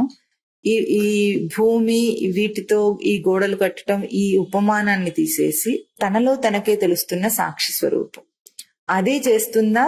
లేదా సాక్షి అంటే అకర్తగా ఎట్లా కర్త స్వరూపమో తనలో తనకే అర్థం చేసుకునే ప్రయత్నం చేద్దాం. మనిషి నడుస్తూ ఉన్నాడు, కరచరణాలతో చేష్టలన్నీ చేస్తూ ఉన్నాడు. చేస్తూ ఉన్నప్పుడు తనకు చేత్తో చేష్ట చేయాలన్నా, కాళ్ళతో చేష్టలు చేయాలన్నా, పోనీ జ్ఞానేంద్రియములతో ఏదైనా ప్రవర్తన చేయాలన్నా అప్పుడు తన లోపల ఉండే ఏ శక్తిని వాడతాడు? చైతన్యం ఒకటే. కాళ్ళతో చేసినా, జ్ఞానేంద్రియములతో చేసినా, కర్మేంద్రియములతో చేసినా ఒకే చైతన్యాన్ని ప్రయోగించి చేస్తాడు. అవునా? ఇప్పుడు ఈ చైతన్యం చేస్తుందా, చేయి చేస్తుందా? చేయి చేస్తుందా? చేయి చేస్తే మరి చైతన్యం లేకపోతే చేయి చేయలేదు కదా. చేయి ఒక జడ వస్తువు. ఆ జడ వస్తువునందు చైతన్యం ప్రవర్తించకపోతే చేయి చేయలేదు, కాలు చేయలేదు, ఏ ఇంద్రియం కూడా పనిచేయదు. కానీ చేస్తున్నది చైతన్యం కాదు, ఎవరు? చేయి చేస్తోంది. అంటే ఈ చేయి అనేది ఇక్కడ ప్రకృతి స్వరూపం అయితే లోపల ఉన్న చైతన్యము పరమాత్మ స్వరూపం. ఇప్పుడు ఇది సాక్షిగా ఉండి చేయి చేస్తూ ఉంటే ఆధారమై ఉంది, చేస్తున్నప్పటికీ చేయండి. అది మనం చేసిన చేష్టలు ఏవి కూడా చైతన్యంకు సంబంధం లేవు. ఉన్నాయా? దానికి మనం చేసే మంచి పనులతో గాని, చెడ్డ పనులతోనా గాని, గుణకర్మతో గాని, సాధన కర్మతో గాని ఆ చైతన్యంలోకి ఎటువంటి సంబంధము లేదు. ఇప్పుడు ఈ పరమాత్మ అని చెప్పబడే ఆ చైతన్య స్వరూపము అక్కడ ఎట్లా ఉంది? ఉపద్రష్ట. అది సాక్షిగా ఉండి చూస్తుంది, చేయిస్తుంది, కానీ చేయదు. కంటితో చూసేటట్లుగా శక్తినిస్తోంది, కానీ చూడదది. అందుకే బృహదారణ్యకోపనిషత్తులో ఒక మంత్రం, అదృష్ట ద్రష్ట అత్ర అన్య ద్రష్ట న అస్తి, అశ్రుత శ్రోత అతః అన్య శ్రోత న అస్తి, అమతః మంత అతః అన్య మంత న అస్తి, అవిజ్ఞాతః విజ్ఞాత అతః అన్య విజ్ఞాత న అస్తి. అదృష్ట ద్రష్ట, చూడని ద్రష్టాస్వరూపం అట్టది. అక్కడ ఇంకొక ద్రష్టాస్వరూపం లేదు. అంటే కన్ను ద్రష్ట కాదక్కడ. ఈ చైతన్యమే అదృష్ట ద్రష్ట, అశ్రుత శ్రోత, వినని వినికిడి, అతః అన్య శ్రోత న అస్తి. ఇంకొక వినేవాడు అక్కడ ఎవరు లేరు, కానీ అది వినేది కాదు. అమతః మంత అతః అన్య మంత న అస్తి. తలంపుకు ఆధారమైంది ఆ చైతన్యమే, కానీ ఏ తలంపు దానికి లేదు. ఇంకొక తలిచే స్వరూపం అక్కడ లేదు. అవిజ్ఞాతః విజ్ఞాత అతః అన్య విజ్ఞాత న అస్తి. అన్నిటినీ తెలుసుకునే స్వరూపమే అది, కానీ దానికి వీటితో వీటి తెలియటంతో సంబంధం లేదు. ఆ చైతన్య స్వరూపం అటువంటిది. ఈ అంతర్యామి కంటే వేరైనదిగా ఊహించబడే ద్రష్ట, శ్రోత, మంత, విజ్ఞాత సర్వం నశించేది. ఇది నిరూపణ. అంటే ఏ చైతన్యము వింటూ ఉందో కానీ విననిదో ఎట్లా అది నిరూపింపబడుతుందంటే, చెవి యొక్క ఆధారం చేత శబ్దములన్నీ విని నేను ఇన్ని రకాల శబ్దములను విన్నాను అన్న ఏ జీవుడు మాట్లాడుతున్నాడో ఆ జీవుడు అక్కడ లేడు, అది సత్యం కాదు అని నిరూపించటానికి మనం విన్న శబ్దములేవి ఇప్పుడు లేవు, మనం చూచిన చూపులేవి ఇప్పుడు లేవు, మనం ఆలోచించిన ఆలోచనలేవి ఇప్పుడు లేవు. అంటే మనస్సులో ఆలోచించిన ఆలోచనలేవి ఇప్పుడు లేవు. మనం తెలుసుకున్న తెలివిగా బయటిగా వేటిని తెలుసుకున్నాను అనుకున్నావో అవేవి ఇప్పుడు లేవు. ఆ చైతన్యం యొక్క ప్రయోగం చేత, ఆ సాక్షి స్వరూపం చేతనే నువ్వు ఇవన్నీ చేసినా అవన్నీ లేవు అని తుడిపేసి అవన్నీ లేవని చెప్పింది. ఇది పరమాత్మ స్వరూపం, తన నిజ స్వరూపం. అందుకే సృష్టిలో కార్యరూప జగత్తు లేదు. జగత్ రూపంలో జరుగుతున్న ఏ కార్యము సృష్టిలో జరగటం లేదు. జరిగి ఉంటే నిన్న అని చెప్పబడిన భూతకాలంలోవి ఇప్పుడు ఉండాలి. లేవు. ఉన్నాయా? భూతకాలం ఉందా ఇప్పుడు? భూతకాలంలో జరిగిన వ్యవస్థ ఏదైతే కార్యరూపంలో జరిగిందని అనుకుంటున్నామో అది ఉందా ఇప్పుడు? లేదు.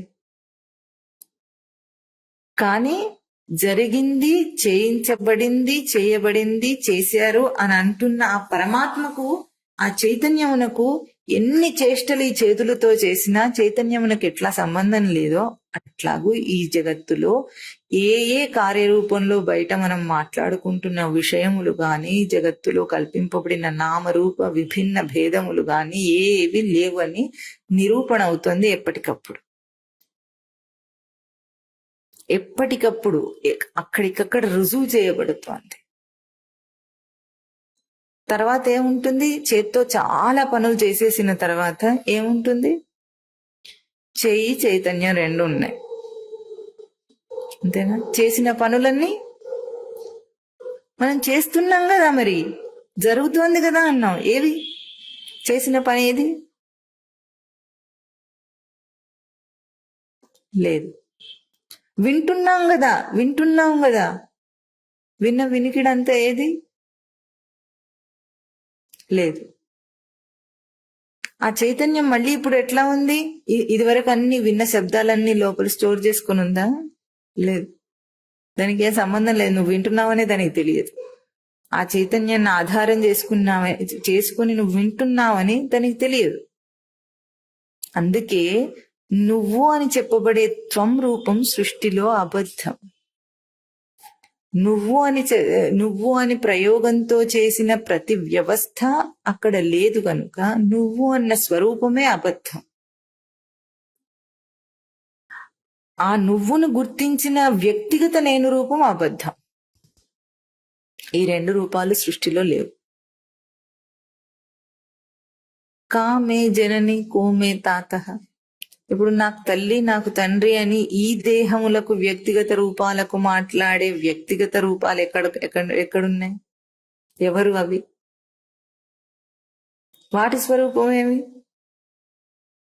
ఒక దేహము, ఆ దేహానికి జన్మనిచ్చిన తల్లి, తండ్రి అని మాట్లాడే ఈ పరిభాష ఒక నిజ స్థితిలో తనను తాను దర్శించిన వాడికి భేదమే లేదు అక్కడ. ఈ దేహం నుండి నేను వచ్చాను, ఆ దేహం నుండి నేను వచ్చాను. మరి ఇదంతా ఎందుకుంది ఈ వ్యవస్థ అంటే, జీవుడు ఈ సత్యాన్ని అర్థం చేసుకోవటానికి చేసే సాధన సోపానంలో ఈ వ్యవస్థనంతా అనుసరించుకుంటూ తాను చేస్తున్న కర్మను తాను దర్శనం చేసుకుంటూ, ఆ కర్మలో అకర్మ రూపాన్ని దర్శనం చేసుకుంటూ, ఆ అకర్మ స్వరూపమే నేనని తెలుసుకునే సోపానమే జీవితం. దానికి భిన్నంగా జీవితంలో మనం కల్పించుకున్న అంతా కూర్చుకున్న మిథ్యారూపమే. చివరికి సాధనలో చేస్తున్న సాధన స్వరూపం కూడా తనకేమవుతుంది? తుడిచిపెట్టుకుని పోతుంది.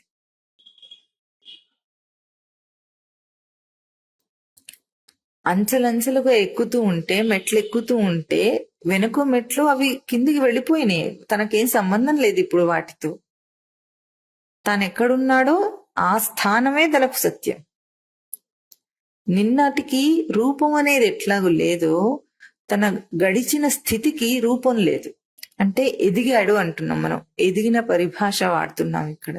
జీవుడికి ఇప్పుడు ఒక సాధన స్థితిలో ఉన్న ఒక సాధకుడిని తీసుకుంటే, ఆ సామాన్య స్థితిలో ఉన్న జీవితం వాడికి లేదు అక్కడ. ఇప్పుడు తనకున్న తన అవగాహన స్థితియే తనకు సత్యంగా తెలుస్తోంది. అంటే తెలియని రూపం లేకుండా, అంటే ఒక పాఠశాలలో ఒక తరగతిలో చదువుతున్నాడు అనుకుందాం. ఒక పిల్లవాడు మొదటి తరగతిలో వాడున్నాడు, రెండవ తరగతికి ఎదిగాడు.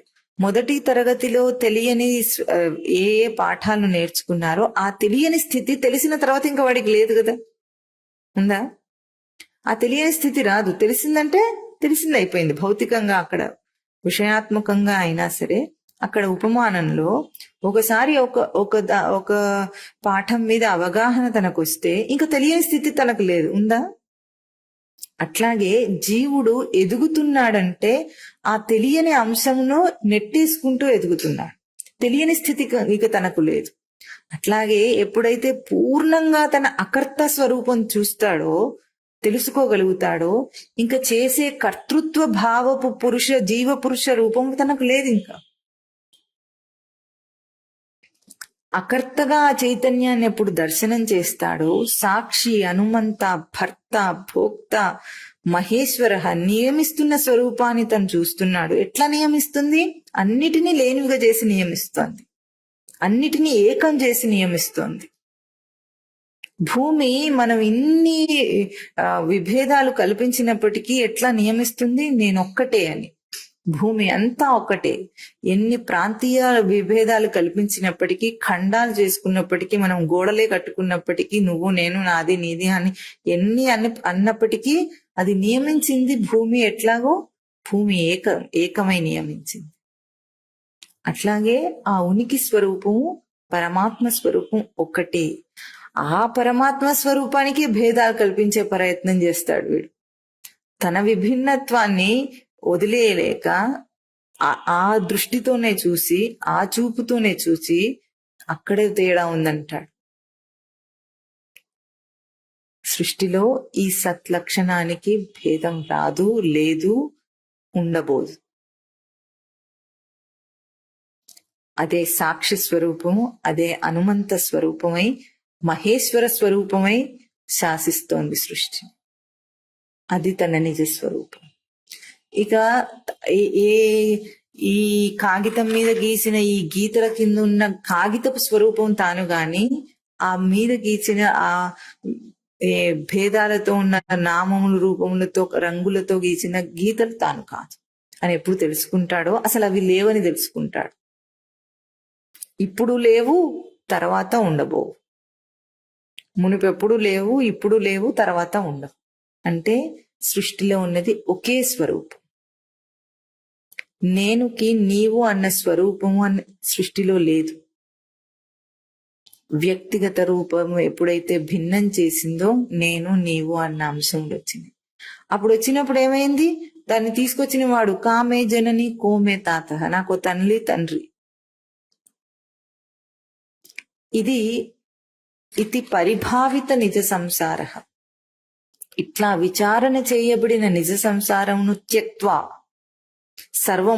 మొత్తం త్యక్వా, అప్పుడేమిటి? ఎట్లా విడిచిపెట్టాలి అంటే స్వప్న విచార త్యక్వా అంటున్నారు. స్వప్న విచారం అనేది ఇక్కడ ఒక మంచి సూచన, ఉపమానం. మనందరికీ మన లోపలే ఎప్పుడూ అనుభవంలో ఉన్న ఉపమానం ఇది. స్వప్నం అనేది ఒక్కొక్క మనిషికి ఎవరెవరు వాళ్ళు అనుభవించే సత్యం. జనరలైజ్డ్ గా మనం మాట్లాడుకోవాలంటే ఒకటి స్వప్నం ఇంకొకటి చూస్తాడా? ఎవరిది వాళ్ళకే తెలుస్తుంది. ఎవరి నిద్రలో ఎవరి స్వప్నం వాళ్ళకే అర్థమవుతుంది. ఎట్లా అర్థమవుతుంది? ఎన్నో కల్పిత కథలను ఊహించుకొని ఒక సినిమా లాగా, ఒక డ్రామా లాగా మనం చూసినప్పటికీ, ఎవరిది వాళ్ళు రోజు లేవగానే ఏం చేస్తారు? ఆ కళను మననం చేసుకుని, ఆ కళనంతా అందరితో చెప్పుకొని, ఇట్లా అయ్యింది, అట్లా అయ్యింది, ఇది నేను అనుభవించాను అన్నాడు. లేచి ఏం చేస్తాడు? అది అసలు ఎప్పుడూ తనకు కలుగనట్లుగా, ఎప్పుడూ తనను చూడనట్లుగా వదిలేసి తన పంతం చేసుకుంటుంటాడు. అవునా? ఎట్లా? అది ఊహ అనే ఒక నిశ్చయంతో. అది ఊహ, అది జరిగింది కాదు, అది ఎక్కడ జరగలేదు, జరగదు, జరగబోదు అని తెలుసుకొని తాను అనుభవించిందే అయినప్పటికీ దాన్ని లేనిదిగా నిశ్చయం చేసుకున్నట్లుగా జాగ్రత్త అవస్థలో తిరగాడతాడు. ఇది రోజు అనుభవిస్తూ ఉంటాడు. రోజు వస్తోంది, రోజు లేనిదిగా నిశ్చయం చేస్తాడు, వచ్చేస్తాడు.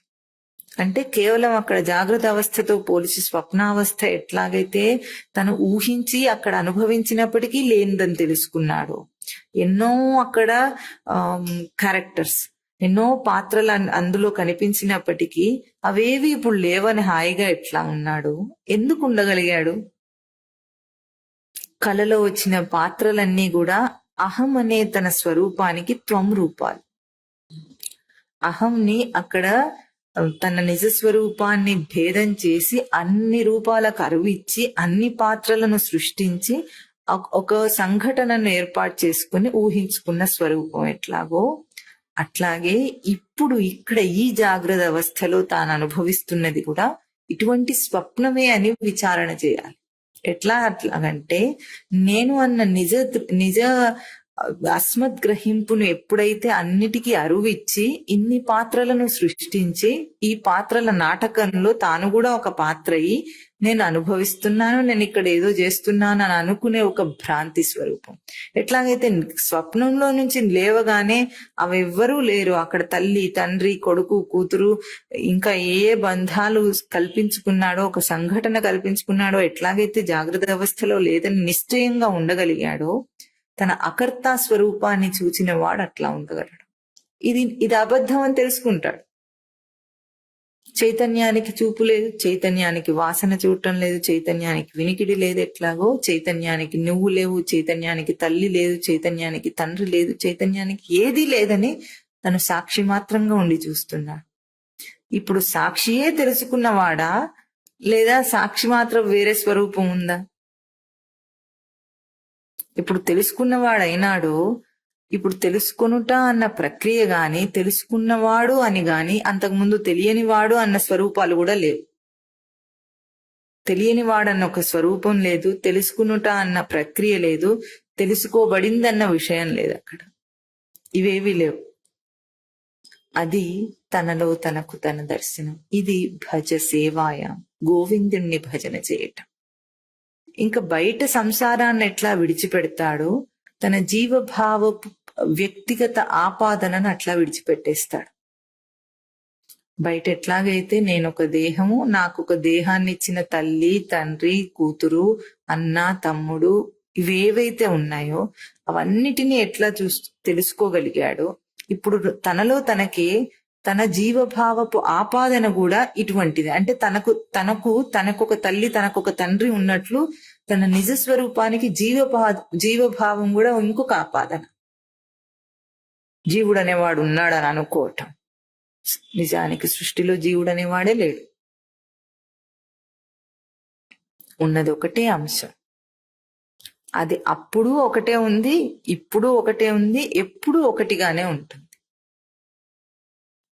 ఆ ఒకటిగా ఉన్న స్వరూపమే నేను. అది ఉనికి యొక్క అస్మద్గ్రహింపునకు స్థానం, సృష్టి స్థానం.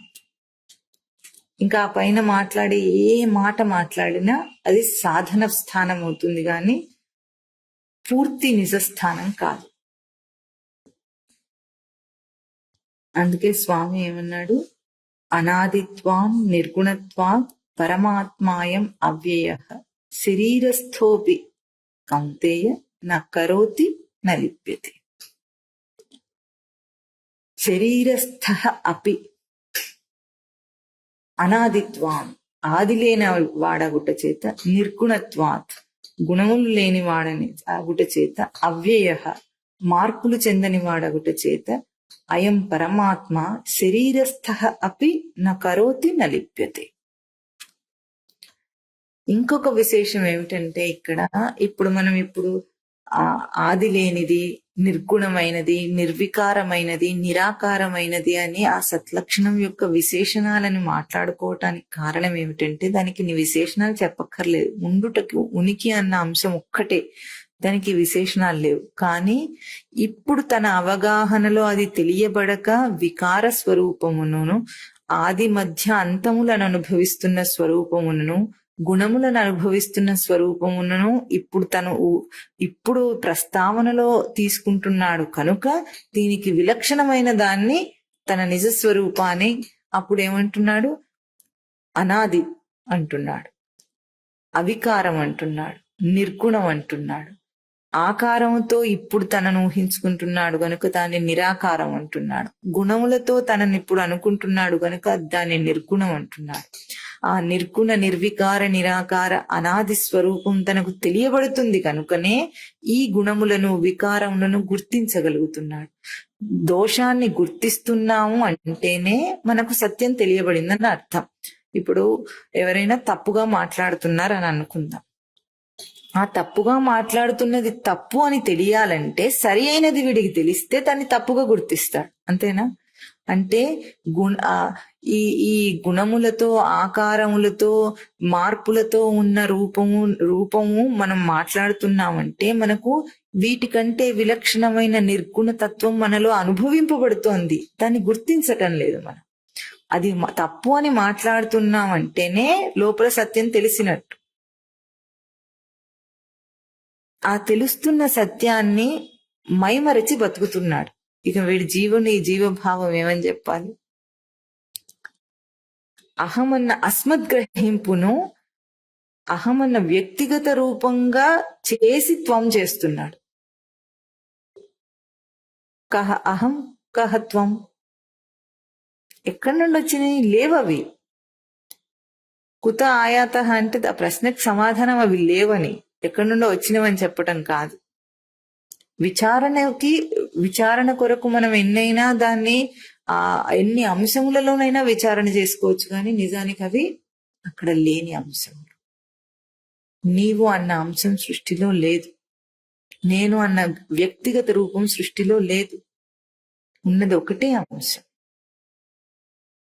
దానికి విశేషణాలు ఏమీ లేకుండా ఉన్నది ఉనికి మాత్రం. అది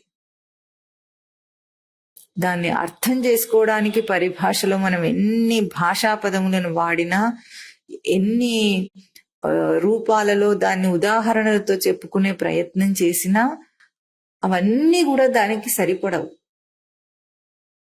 కేవలం అందుకోవడానికి, ఊతనివ్వటానికి మాత్రమే ఇవి సరిపడతాయి. ఉదాహరణలు, విచారణ, శాస్త్రము, బోధ అంతా అందుకోవటానికి. అందుకున్న స్వరూపంలో ఇవేవి లేవు. దాని దరిదాపులకు కూడా ఇవేవి చేరలేవు. అది దాచిపెట్టబడిందా అంటే ప్రత్యక్ష అనుభవం.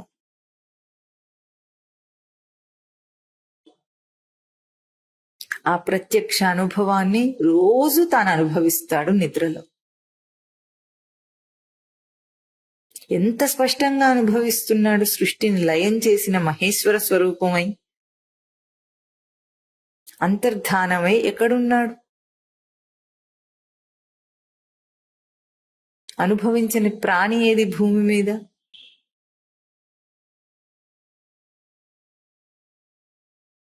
ఇన్ని ఇంద్రియాల తేజస్సుతో లోకాన్ని తెలుసుకుంటున్నాను, జగత్తును తెలుసుకుంటున్నానంటున్న వీడు చిన్న కునుకుపాటులో అంతటినీ వదిలేయగలుగుతున్నాడు. ఆ కునుకులో ఎక్కడికి వెళ్తున్నాడు? ఎక్కడికి అంతర్ధానం అయిపోతున్నాడు? ఈ ప్రసార రూపాన్ని ఎక్కడికి ఆపేశాడు?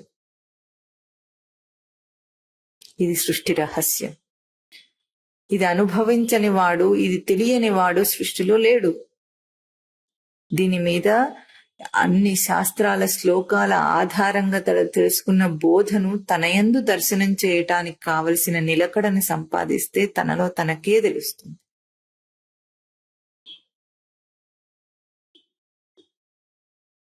ఏ రోజైనా సరే, ఎప్పటికైనా సరే జీవుడు మళ్ళీ మనం ఎన్ని పరిభాషలో ఏది మాట్లాడినా బయటికి వచ్చి మాట్లాడాల్సిందే. జీవుడంటే త్వం స్వరూపం, అహమునకు త్వం స్వరూపం అవుతాడు. అది లేదు సృష్టిలో. అందుకే భాషకు అందని తత్వం. దీన్ని ఇతి పరిభావిత నిజ సంసార, ఇట్లా విచారణ చేయబడిన దానిని సర్వం త్యక్త్వా, పూర్ణంగా నీ చేష్టలన్నిటినీ, నీ క్రియారూప జీవితాన్నంతటినీ విడిచిపెడితే గాని నీకు అర్థం కాని స్థితి.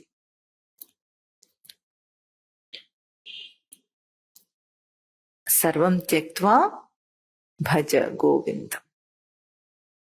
ఇట్లా పూర్ణంగా విడిచిపెట్టేసి తన నిజస్థితిని సేవించటమే భజ గోవిందం అని ఇక్కడ సూచన చేయబడుతుంది. నీవు అన్న అంశపు ఆరోపణ లేకుండా జరుగుతున్న కార్యరూప సృష్టిలో ఏ కార్యము సత్యంగా జరగటం లేదని తెలుసుకొని ఎప్పుడైతే దాన్ని విడిచిపెట్టేస్తాడో, అందుకే భాగవతము దీన్ని ఒక చక్కని పద్యంలో చెప్తుంది. ఏమంటున్నాడు? జనకుండెవ్వడు జాతుడెవ్వడు జనిస్థానంబులెచ్చోటు సంజననం వెయ్యది మేను లేకొలది సంసారంబులై రూపము వినుమా అంతయు విష్ణుమాయ తలపన్. వేరేమియున్ లేదు మోహ నిబద్ధంబు నిదానమింతటికి జాయా విన్నబోనేటికి. ఇక్కడ మొత్తం అంతా కూడా ఇది విష్ణుమాయ అన్న ఒక పదంలో చెప్పేశారు. ఈ విష్ణుమాయ అన్న పదాన్నే చాలా అంటే అద్వైత సిద్ధాంతంలో ఈ పదాన్ని వాడకూడదని, ఇది వాడితే అంత మాయావాది అవుతాడు అని. అంటే ఇక్కడ ఏమిటంటే మాయ అన్నది విష్ణు యొక్క మాయ అని, ఆ విష్ణువు అన్న అంశమునకు మాయ అన్నది ఆరోపణ రూపం గనుక ఆ పదాన్ని వాడకూడదని, ఆ పదాన్ని ఇక్కడ అద్వైతంలో రానివ్వరు. కానీ భాగవత గ్రంథంలో చూపించిన తత్వం యొక్క స్వరూపం ఎట్లా ఉంటుందంటే, మొత్తం నిర్గుణ నిరాకార స్వరూపాన్ని అర్థం చేసుకోవటానికి మాత్రమే మనకు అది ఆకార గుణస్వరూపంలో కనిపిస్తుంది. దాన్ని స్పష్టంగా అర్థం చేసుకుంటే అర్థమయ్యేది నిరాకార స్వరూపం. ఆకార రూపాన్ని విచారణ చేస్తే వచ్చే నిరాకార స్వరూపాన్ని వ్యక్తం చేస్తుంది భాగవతం. ఇదంతా విష్ణుమాయ అన్న ఒక పదంలో వాడటం అంటే, మాయ అంటే ఇక్కడ కొలత, విష్ణువు యొక్క కొలత అంటే సర్వవ్యాపకమైన ఒక కొలతలో ఉంది. ఇది అంతటా ఉన్న ఒకే కొలత ఉంది. 2-3 అంశములుగా విభాగం కాలేదు, అనేక అంశముల విభాగం కాలేదు. నీవు నేనని ఈ మతి భ్రమణం అక్కడ రాకుండా ఒక కొలత పరిచిపెట్టుంది. అంటే ముక్కలుగానే ఒక కార్పెట్ లాగా భూమి పరిచిపెట్టింది.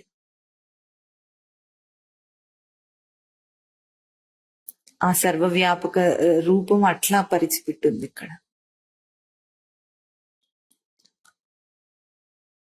అది విష్ణుమాయ అన్న పదానికి అక్కడ అర్థం. దాని మీద నాటకం ఏమీ జరగటం లేదు. ఇప్పుడు ఒక స్టేజ్ ఉందనుకోండి, ఒక స్టేజ్ మీద ఎన్నో నాటకాలు రోజంతా అవుతుంటాయి. పొద్దున ఒక షో ఉంటుంది, మధ్యాహ్నం ఇంకొకటి ఉంటుంది, సాయంత్రం ఇంకో నాటకం వేస్తారు. ఆ నాటకాలన్నీ జరిగి ఆ సమయం అయిపోయిన తర్వాత అక్కడ ఏముంది?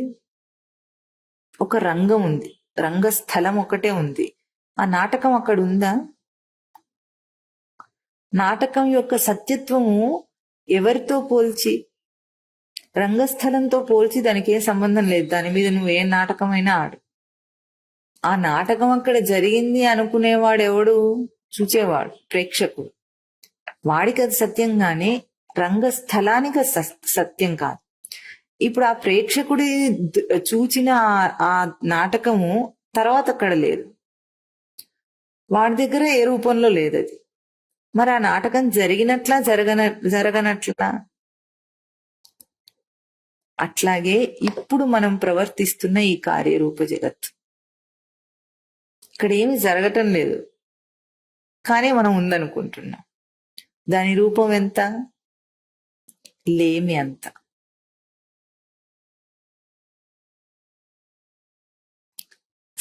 సత్యం ఒకటే సత్యం. ఏమిటి? అహం అనే అస్మద్గ్రహింపు రూపం సృష్టి, అంతే. ఇదొక్కటే సృష్టి యొక్క స్వరూపం. ఆస్మద్గ్రహింపునకు వేరే ఏవి ఆపాదనలు మాట్లాడినా, ఏ పదం మాట్లాడినా అంతా తర్వాత జీవుడు కల్పించుకున్న కూర్చుకున్న మూఢత్వం. అందుకే వీడు మూఢమతి. ఆ మూఢమతి శబ్దానికి అర్థం ఎంత? కేవలం అధమాధమ స్థితి నుండి పూర్ణ సిద్ధస్థితికి ఎదిగే జ్ఞాని దాకా కూర్చుకుంటున్నదే గాని సత్యమేమీ లేదు అక్కడ. తెలుసుకున్న జ్ఞానం కూడా కూర్చుకోబడినది. ప్రత్యక్ష అనుభవాన్ని విడిచి తెలుసుకోబడింది ఏదైనా కూర్చుకున్నది. కనుక తనకు సత్యమైంది ఏమిటి? ఈ సత్యాన్ని తెలియపరిచేది ఒక్కటే తన స్వానుభవం. ఆ స్వానుభవమును గుర్తించటమే భజ గోవింద. అది తన ప్రజ్ఞస్వరూపం. కనుక ఇక్కడ సూచన ఏమిటంటే, కల్పింపబడిన అంశం యొక్క సత్యత్వం తెలియాలంటే తన నిజస్వరూపపు ప్రత్యక్ష అనుభవాన్ని నిలిచి చూడాలి, అంతే. నిలిచి చూచిన వాడికి అక్కడ ప్రత్యక్షంగా ఉన్నది. అది ఉండుట అన్న అంశంలో ఉన్నది. తెలియకపోవటానికి అవకాశమే లేదు. తెలుసుకున్న వాడికి తెలిసిందన్న ప్రక్రియ లేదు అక్కడ. త్రిపుటి లేని అంశంగా అక్కడ ఉంది తనకి ప్రత్యక్ష అనుభవం. అందుకే తనలో తాను చూచుటన్న ఆ అంశమునకు తెర లేదక్కడ. మొట్టమొదట ఇవాళ మొదలుపెట్టిన ఉపమానం ఎట్లాగో, బయట ఏదైనా వస్తువు చూస్తే మధ్యలో ఒక తెర అడ్డం వస్తే తనకు కనిపించదు అది. కానీ తనలో తను చూచుకోవటానికి తెర అన్న అడ్డుగా వచ్చే అంశం ఏది లేదు. అందుకే అక్కడ చూచుట, చూడబడేది, చూచేవాడన్న ప్రక్రియ లేదు, త్రిపుటి లేదు అక్కడ. తనలో తాను ఉండటం ఒకటే సత్యం సృష్టిలో. ఇంకొక సృష్టిలో సత్యం లేదు. అది మహేశ్వర రూపమే శాసిస్తోంది సృష్టిని. అంటే నియామక స్వరూపంలో ఉంది. ఈశ్వర శబ్దం ఏం చెప్తోంది? నియామకం. ఎవ్వరూ ఈ ఈ నిజమును అతిక్రమించి ప్రవర్తించలేరు. కల్పనను సత్యం చేయలేరు. లేని దాన్ని ఉన్నది అనిపించలేరు. అది ఎంత గొప్ప విశేషమైన జ్ఞానమైనా సరే లేని దాన్ని గురించి చెప్తే అది నిలవదు. కనుక కహత్వం కో అహం కుత ఆయాత. ఎక్కడి నుండి రాలేదు. నేనెవరు నీవెవరు అంటే ఇవి ఎక్కడి నుండి రాలేదు, ఎక్కడి నుండి వచ్చినాయి అనేది కాదు. అక్కడ ప్రశ్న అవి లేవని సమాధానం. అంటే స్వప్న విచారం. సర్వం త్యక్వా స్వప్న విచారం. ఈ కల్పింపబడింది కేవలం స్వప్నంలాగా విచారణ చేసుకొని విడవగలిగితే తన స్వరూపం తనకు అర్థమవుతుంది. మనం విడవలేక ఈ కష్టాలన్నీ. దీని మీద ఎంత విచారణ. పదములకు అందే అంశం కాదది. ఏ పదం చెప్పినా అది మళ్ళీ బయట దాని గురించి చెప్పాల్సి వస్తుంది. భాష అంటేనే తనలో తనకున్న భాషకి, తనలో తనకు అవగాహన అవుతున్న దానికి భాష ఏముంటుంది? తెలుగువాడు తెలుగులో అవగాహన చేసుకోవటము, హిందీ వాడు హిందీలో అవగాహన చేసుకోవటం, ఇంగ్లీష్ వాడు ఇంగ్లీష్లో అవగాహన చేసుకోవటం ఉంటుందా? ఏ భాషలో అవగాహన చేసుకున్నా అవగాహనకు భాషా భేదం లేదు, అర్థమగుటకు ఆ భాషా భేదం లేదు. అట్లాగే తనలో తను తెలుసుకోవటానికి భేద స్వరూపం లేదు, భిన్న స్వరూపం లేదు. అది తన సాక్షి స్వరూపం. చెప్పండి. కస్త్వం కో అహం. కస్త్వం కోహం కుత ఆయాతః. కా మే జననీ కో మే తాతః ఇతి పరిభావిత నిజ సంసారః. సర్వం త్యక్త్వా స్వప్న విచారః. భజ గోవిందం భజ గోవిందం గోవిందం భజ మూఢమతే. సంప్రాప్తే సన్నిహితే కాలే నహి నహి రక్షతి డుక్రీకరణే. ఓం తత్ సత్.